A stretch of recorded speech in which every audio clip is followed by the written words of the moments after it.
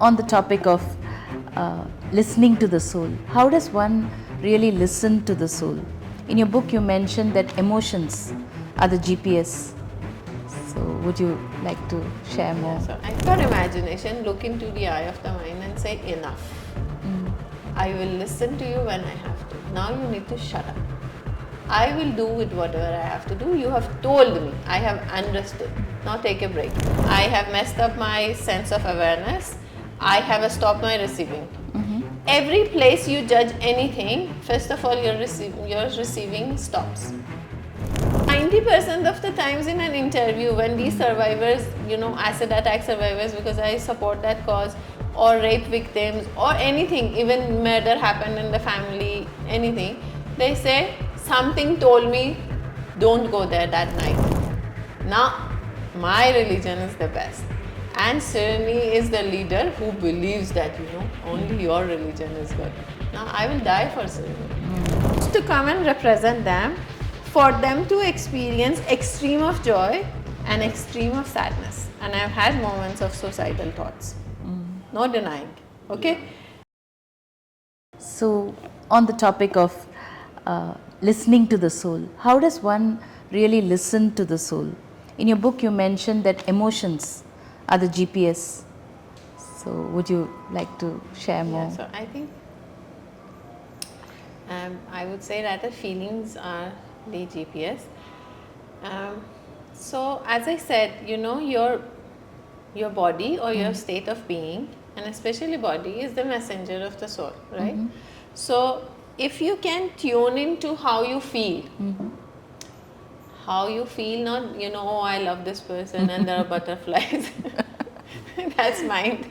But when you sit down or you're trying to decide or make a decision, let's say I'm wanting to change my home and I am looking at places. Now, as I'm watching these, options, or I'm going to visit these places, instead of being excited and over the place, oh, this looks very nice, location is good, near a mall or whatever. Okay, all that is very nice.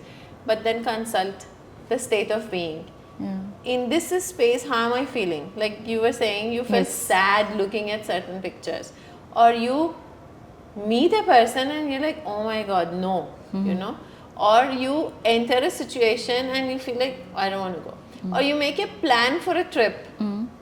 Like I wanted to go to meet a very dear friend of mine from Germany. I mean, she's from Iran but lives in Germany.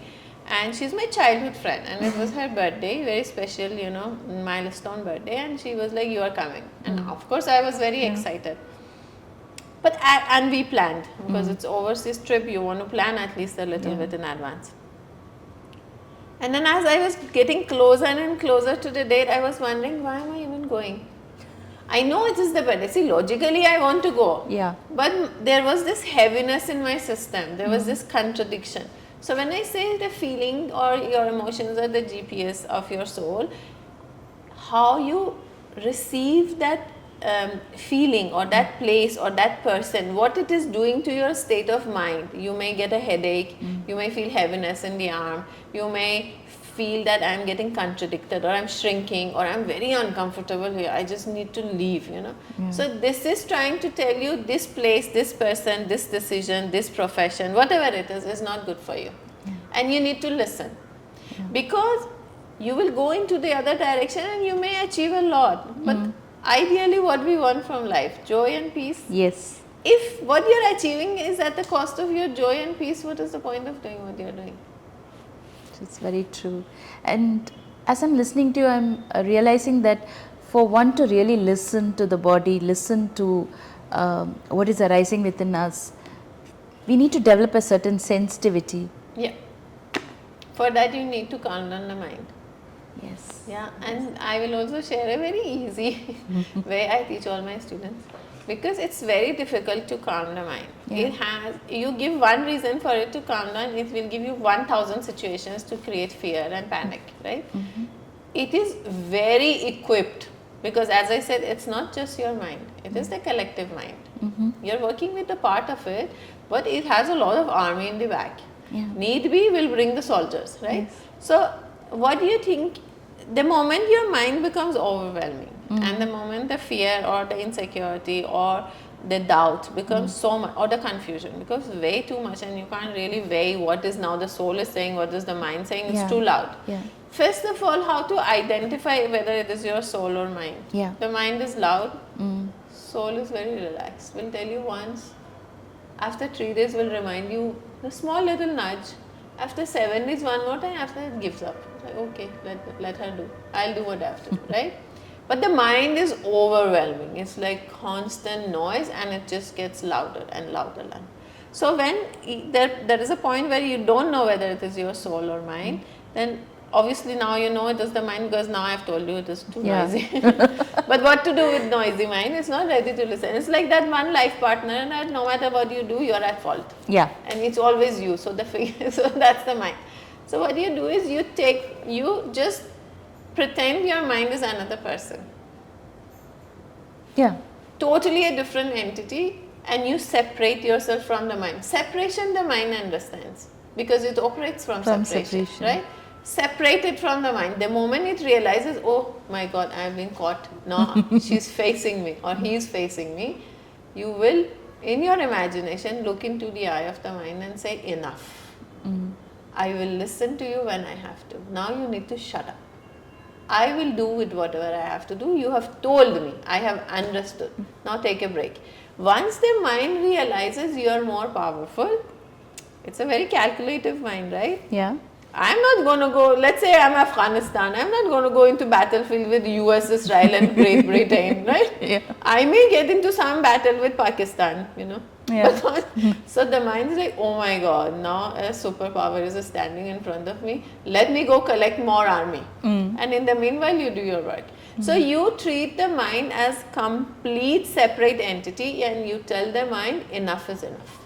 The way you say to your child or someone who's misbehaving, till the time you're soft, they think, okay, I can take advantage. The moment you step up and they, oh my God, that's what the mind does. So this is how you encounter the mind and shut it down. And then you can calm down, and then now you see how you feel, Yeah. Yeah. Because the mind will also create positive fears in you Yes. and also negative fears in Yes. you. As long as it has control, it has no conscience, right? Yeah. It is just the mind. So Yes. it will use any trick or tactic to control you. Essentially, it wants to exist. Yeah. Yeah. It is interesting. This was supposed to help us. Now it is almost an enemy right on our face, living within our system and not letting us achieve achieve in the sense, tap into our true potential. Yeah. So, as I'm listening to you speak about the mind, some of the most powerful trappings of the mind, other than fear, is judgment And greed. and greed. Yeah. So, Judgment, but greed will lead you in certain area of your life. Let's say finances, relationship.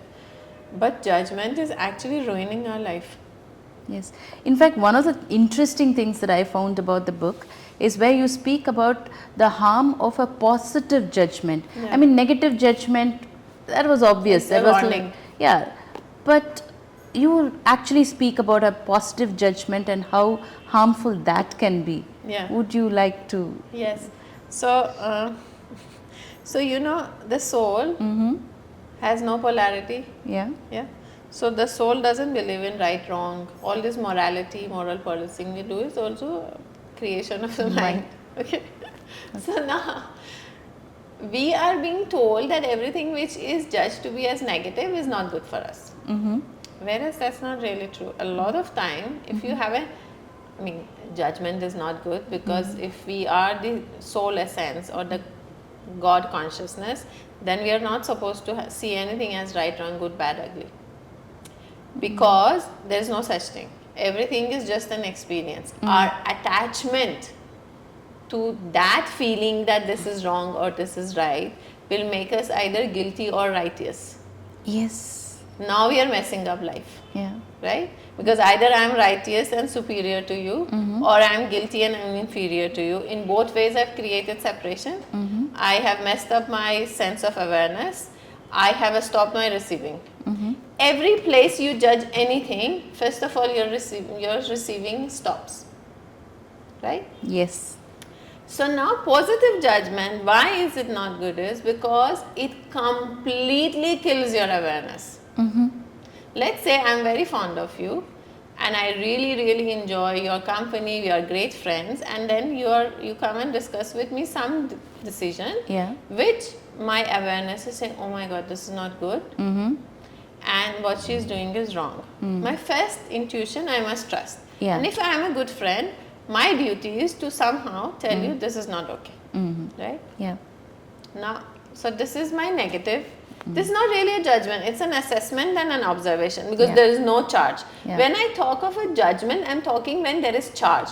Oh my god, what is she thinking? She's planning to ruin everything. She's such a bad soul. Now, a lot of charge and feelings. So now this is a judgment. It's not an observation anymore. Now, when it is positive, let's say this is my observation, this decision is not going to be good for her and I must tell her. But I have such high expectation of you, such a positive judgment, no, she can never go wrong, she is this, she is that. Now my thinking and my judgment, which is positive, has taken over. Now what is this doing to me and also to you? One, I am not a faithful friend anymore. I've lost my awareness completely. Something that could have prevented you from a very bad decision in life, I am not telling you. So this is what it has done to me. Now I will remember this. My karma will come back. You weren't a good friend. You didn't tell her. Whatever. Guilt will come. Whatever. Something will come. Now, what is it doing to you? It will allow you to do what you're doing. So now this is a good situation, positive judgment. Sometimes the positive judgment is that a lot of children are going out with their male, female friends, they're getting drugged, they're getting raped. These are all result of positive judgments. Because they trust their friends implicitly. And 90% of the times in an interview, when these survivors, acid attack survivors, because I support that cause, or rape victims, or anything, even murder happened in the family, anything, they say, something told me don't go there that night. Something told me not to trust this person. There is something always telling something, and that is our awareness and consciousness. And we override it. We override it. We always see the same positive judgment when it comes to our political leaders, Yes. movie heroes, and then we get disappointed when they get into scandals. All this positive judgment, which is also a result of mass hypnosis they do through social media or media to the people, because they want to win, they need power. All of this, what we are doing to the nations, what we are doing with our leaders, how we are choosing them, is a result of positive judgment, which has been utilized as a weapon against us to control us, and we refuse to really understand it. You know why?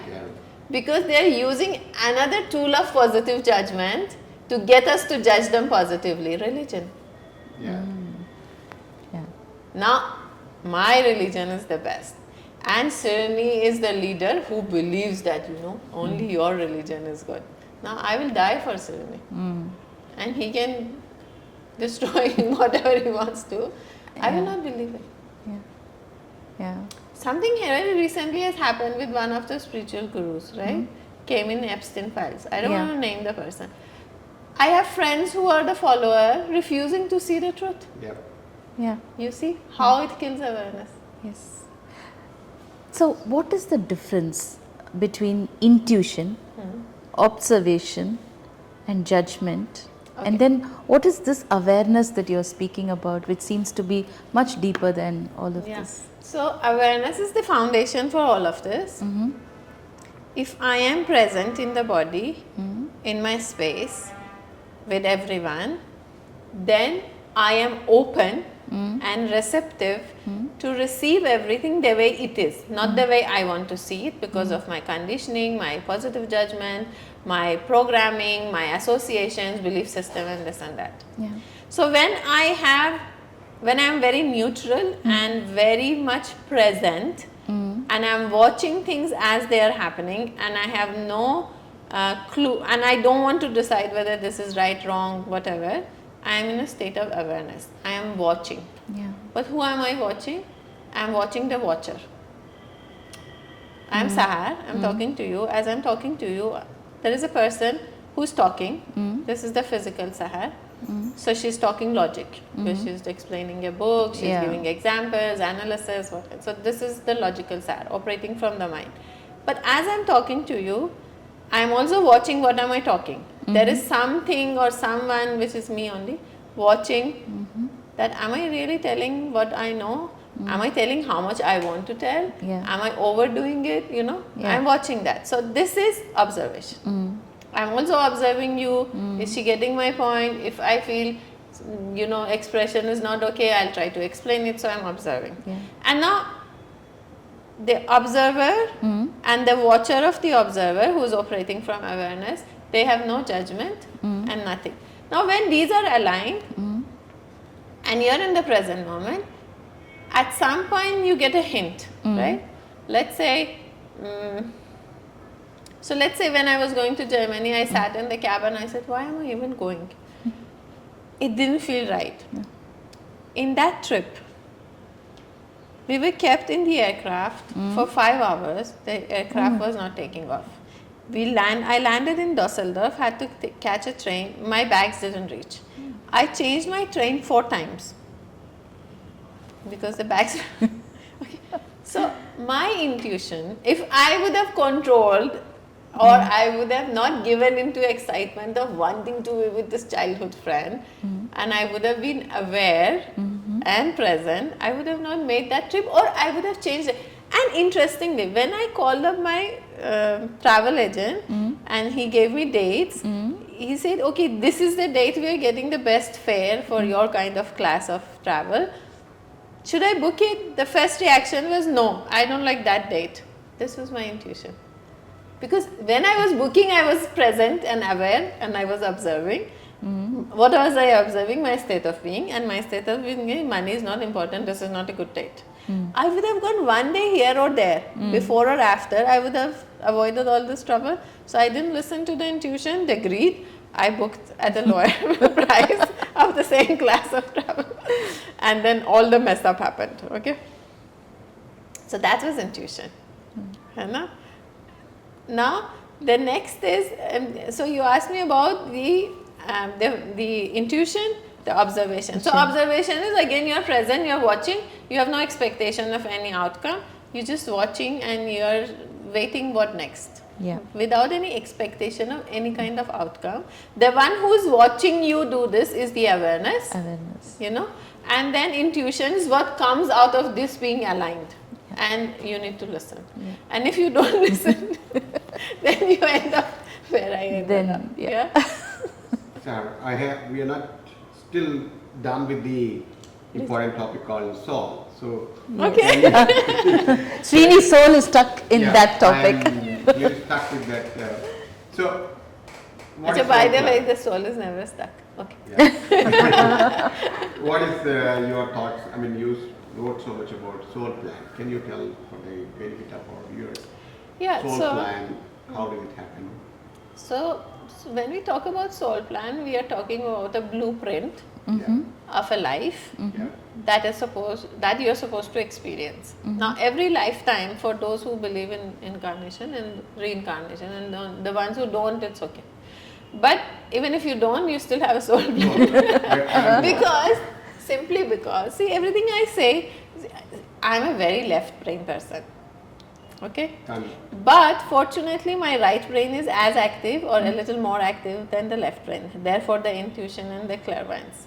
Now, you cannot make me believe in something unless there is a logic behind it. You have to back it with a logic. And so goes the soul topic. So now, because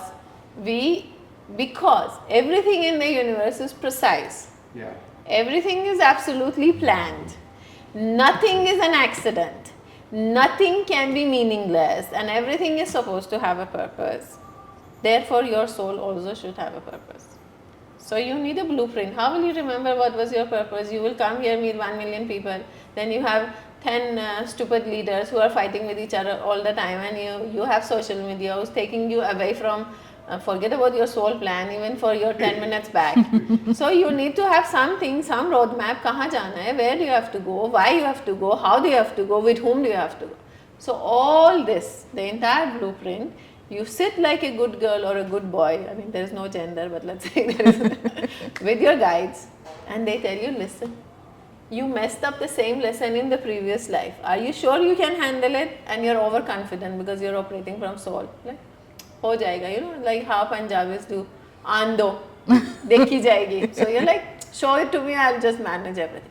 So some souls are intelligent enough to sit, listen to their guides, even though you're going to forget the moment you're in the womb.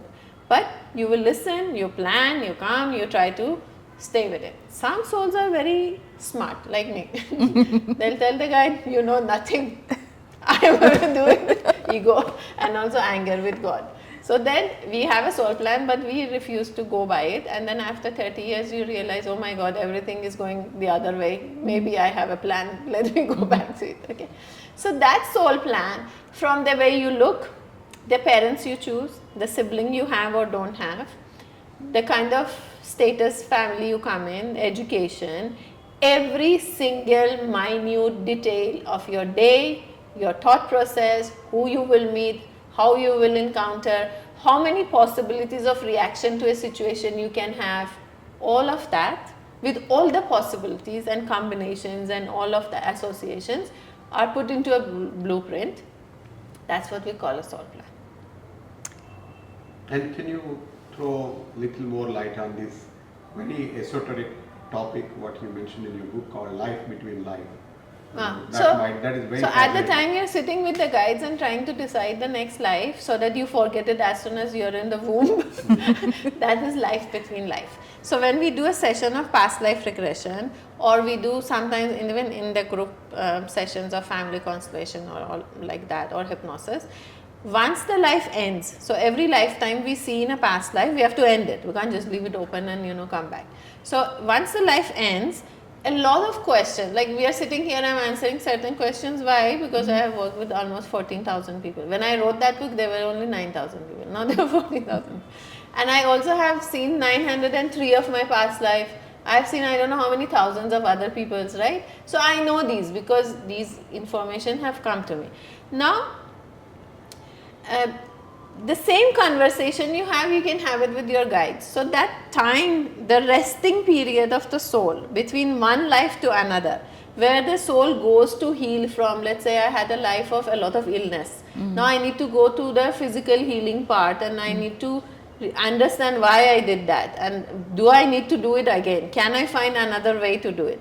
So, and then putting the blueprint together. That resting period, which is also a lot of homework for the next life. First we want to go rest, heal, rejuvenate, feel the God consciousness and regather our resilience and strength and come and fight it again. I don't know what for, but we do that. So that period is called life between life, and during that period in the sessions you can actually access your guides if you're meant to, and if you're ready to receive the message from them, and they actually can really guide you through for the next chapter of your life. Like I remember that so this was never planned what I am doing right now. I was into corporate, as you said. And when I learned everything, I would tell everyone, please don't tell anyone, because it was so odd and it sounded voodoo. If my boss comes to know, if my this comes, please don't tell anyone, like that. But eventually on the 39th past life where I saw, and before that people had already started telling me, you talk with such clarity, why don't you write a book? You explain the same topic I've read, so many times in so and so book, but I couldn't understand. You explain it so simply, people have started telling me. So that life, past life, I would always meet the guides for some reason. Maybe I was meant to do this, so they were in a hurry to, polish me. So I asked them, I said, like, why are you sending people to me for healing? I am in corporate, I don't want to heal anyone. Then the guide told me, no, this is going to go. And a new chapter is opening, and for that you are doing this, and you are being accelerated because you are kind of late, you have delayed the mission, which was their mission, And these 3 things you will do, and I followed through. And the next thing I knew is in 3 months I had resigned. And I got an opportunity to do something completely off record, which gave me enough money and the comfort and security to now for 1 year only study the subject. And I studied, not normal studying, I am also some weirdo. I would just study 12 hours. I didn't miss a single workshop. It didn't matter where in the world that workshop was. South America, United Kingdom, Bangalore, Kerala, it didn't matter. I would just reach, and I don't know how the money would come. I would just enroll. You're operating from a space of soul. Yes. And once I learned that and everything happened, there was a complete stop. I relocated to Canada. Because the cycle had to end. So the location had to change, people had to drop, Sahar had to change, everything had to change. And it was so precise. Then I realized, okay, I am into something serious. But I didn't know what. And I have done workshops with one student because I was told to, no, you will not cancel it. And I would say 2 days, this much amount of money. And one student. And 1 hour of my corporate and one student. They would say, yes, you will do it. I wasn't realizing actually they wanted me to repeat so much that it becomes me. So that leads to my next question, free will. Oh. So, we have come a full circle from. There's a soul plan. What are we doing with the free will? So what you put in the soul plan, you're putting it out of free will, my dear. What we call destiny is a choice you made and all the precise decisions you made at the soul plan, and you put that plan together. Yeah. With that free will, you chose this soul plan. Okay. Now you also have the power of choice, which means once you have come here, you have completed your lesson or you are finding it extremely difficult. You are like, I can't do this anymore. Now you can exercise the free will to make a choice and change it. Let's say I chose illness to cover up for my cruelty to children in 100 lifetimes before, or even I didn't do, my ancestors did it, and I decided I am some great person, I am going to come and break the curse of the ancestor, let's say in the soul plan. I was overconfident. Now I am done, I can't take it anymore, it's too painful. I can change it. Can you give another example of how do you change your free will? Yeah, so it sounds a little weird, but this is the true story of my life, which I haven't talked about in this book and probably I've never shared in public domain. This is a public domain. Yeah, so I'm doing it now. Putting the fear aside, operating from thriving and not surviving. So you know what I do as an author or a mentor or a coach or a therapist is really 2% of what I do. This is just for me to live in this physical reality. I had a very strong contract, a soul contract at a collective level before coming, because I am a very ancient soul, right? So now, and also not from this dimension. That's why I look weird. And I also sound weird. That's why we fight all the time. Okay, so anyways, so I was told, my soul plan originally was, my second soul plan after the twice born. Yeah.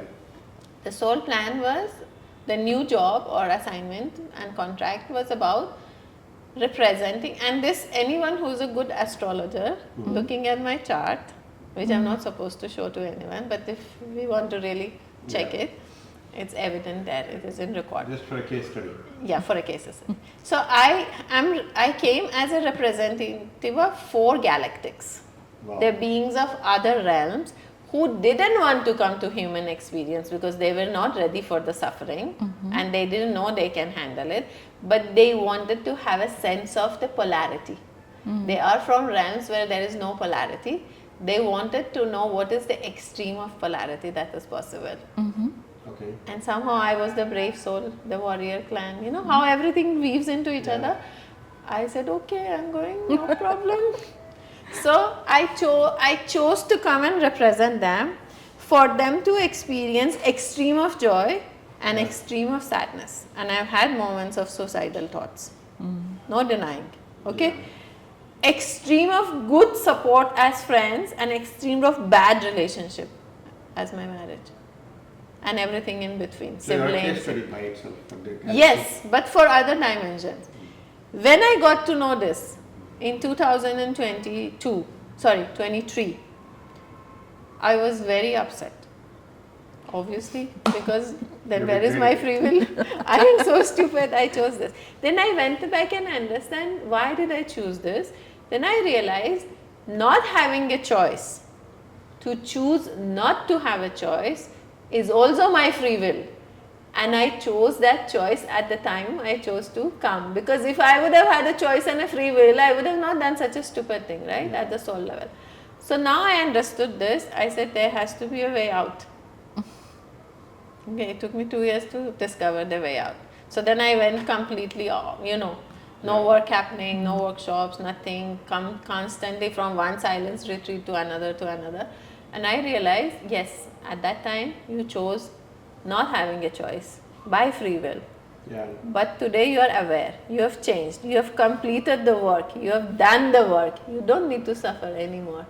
I am suffering because that work is over, I am operating with that programming. Okay. I now chose to change it.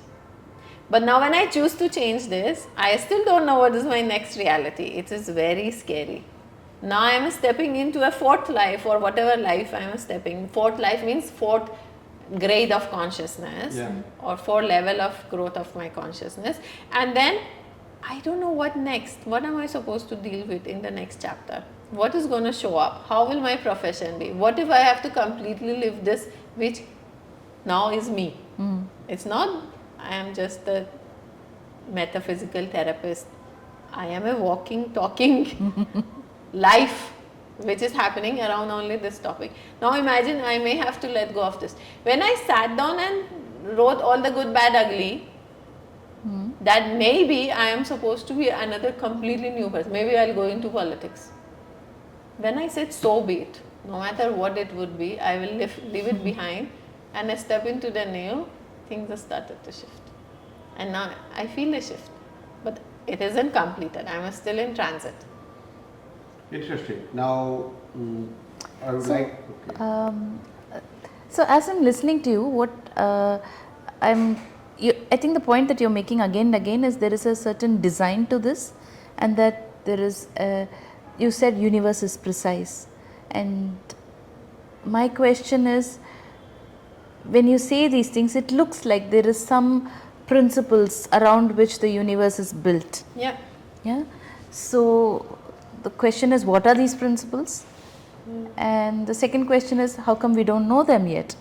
And why are we bumbling around life the way we are?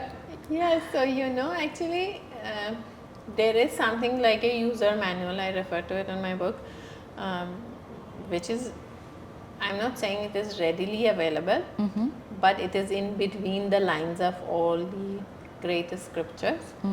But I don't understand why they were given to us in a way that we should not understand it. I feel if something is meant to be practiced, it should be so simple and so accessible, and also so, if it is coming from the soul, what we call all these scriptures are coming from divine consciousness, then why is it it's not hitting anyone's heart?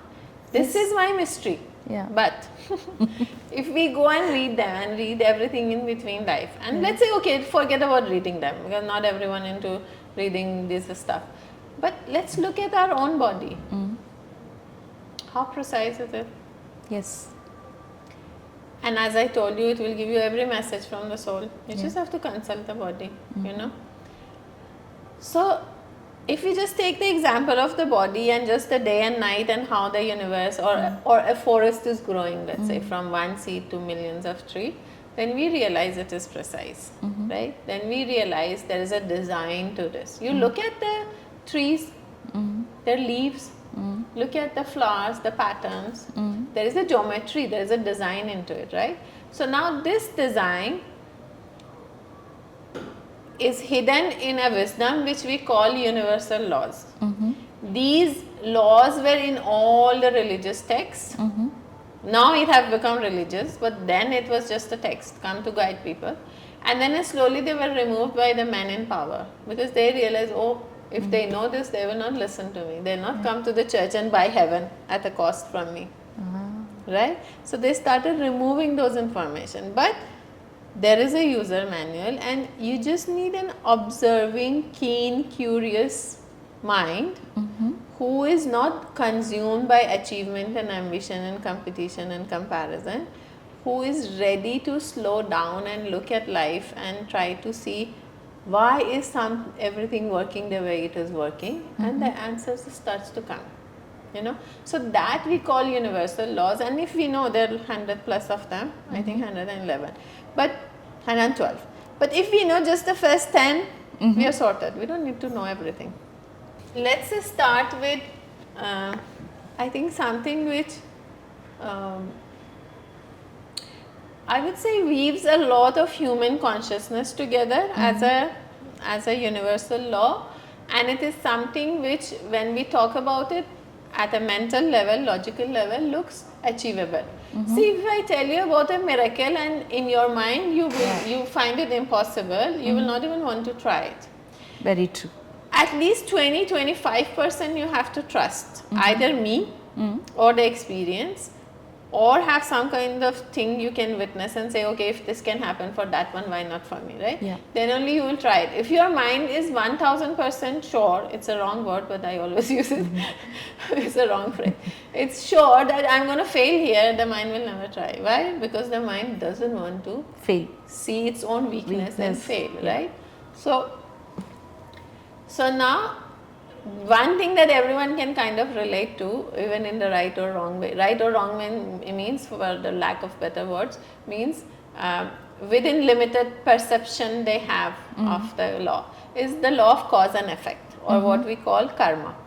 Now, the law of cause and effect, why is it so important? Because it is simply the way energy works. Right? It is about everything that you see that is happening or has happened should have had a cause. So every effect will have a cause, and if there is anything in the thought or word that is happening, will eventually have an effect, right? So this is the real thing about law of cause and effect. It's saying everything has a cause, and every effect has a cause, and every cause will have an effect. You change the cause, you change the effect. You change the effect, you change the cause. Okay. So basically, what it is trying to tell you is that it's trying to tell you in very complicated way that energy moves in cyclic motion. Once it starts from anywhere, whether it is just a thought, whether it is words, whether you actually get up and do something, it has to complete the cycle. And everything that starts from you, even if it is me thinking bad about him, but it has started from me, it has to come back to me. So if I am the cause of a bad thought towards anything, the effect of that bad thought will affect that person, because I'm going to do action on it and create a mess, but eventually it's going to come back to me. So it's not punishment. And it also means if I am doing all the good things just because I want to be in the good books of everyone, I will, have good benefits. No. Why am I doing what I am doing? The cause will also make me see the effect as in proportion of the intention and attention and the action to my cause. Okay. So now,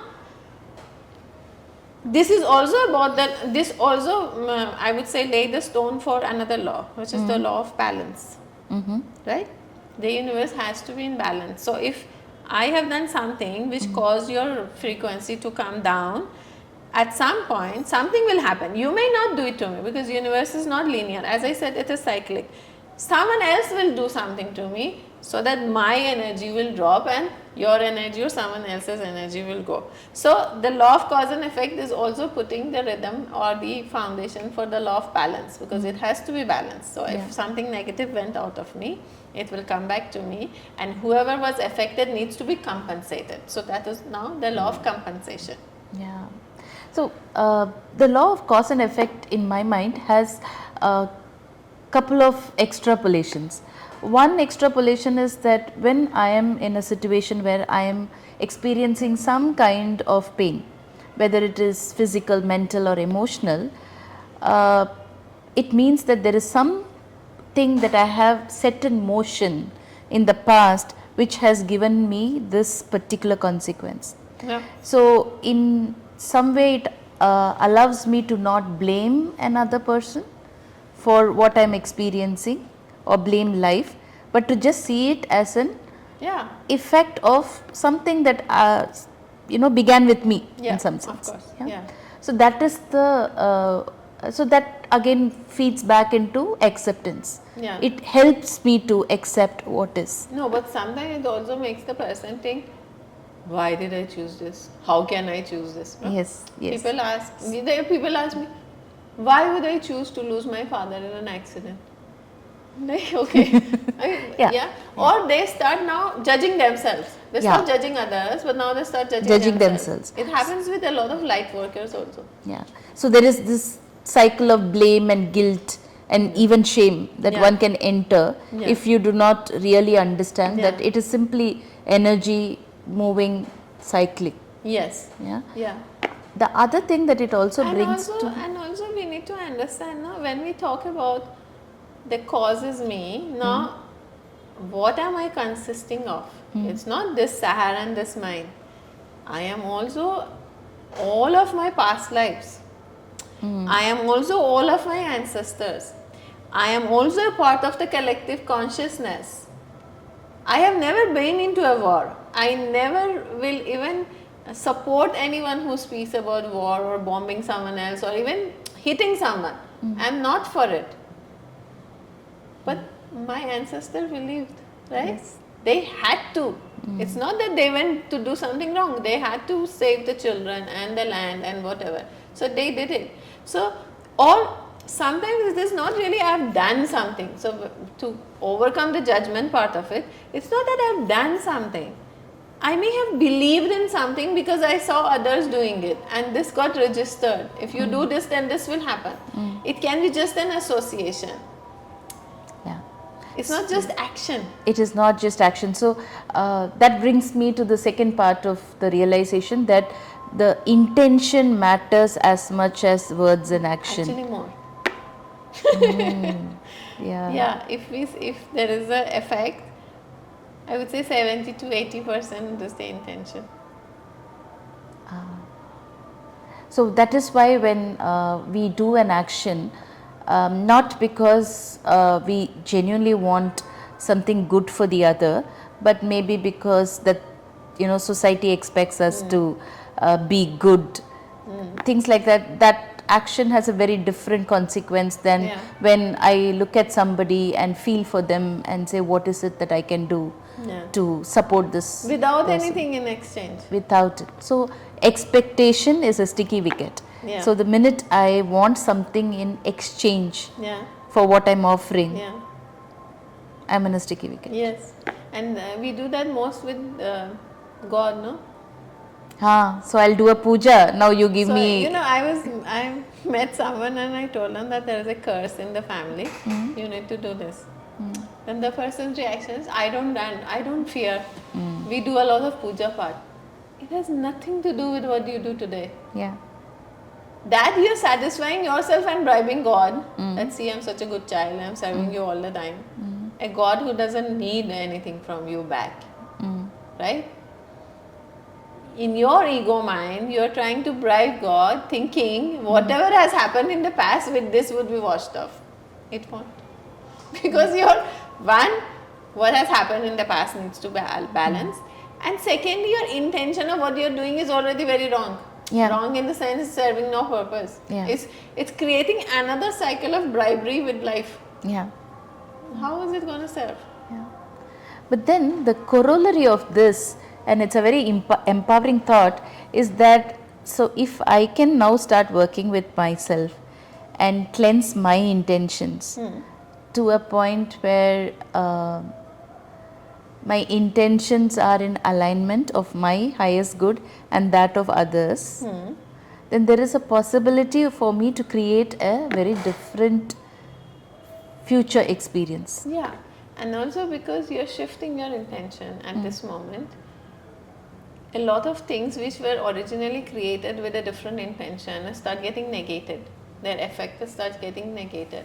Because now with this intention, because as I said, intention is 80% or more, So with this intention, one you are not creating any further adverse, I would say, kind of effect, and obviously it is not that you are only going this way, it is cyclic. Yeah. So whatever you are setting in today is also going to travel back and cleanse a lot of stuff from the back, you know, and bring a lot of things which are redundant stuff. We are just carrying them out of guilt and everything. The exchange has happened, the balance has taken place, you no more need them. It's just out of shame and guilt you are carrying. At least those stuff start falling because your intention has changed. So that is possible, isn't it? The possibility that the energy that I put out into the universe has been balanced by whatever suffering, pain, or whatever that I have gone through, but I still cling to the residue of that exchange, which is the guilt I carry or the shame I carry, and that I can consciously work on myself and drop. Yes, yes, yes. And that's a very empowering thought.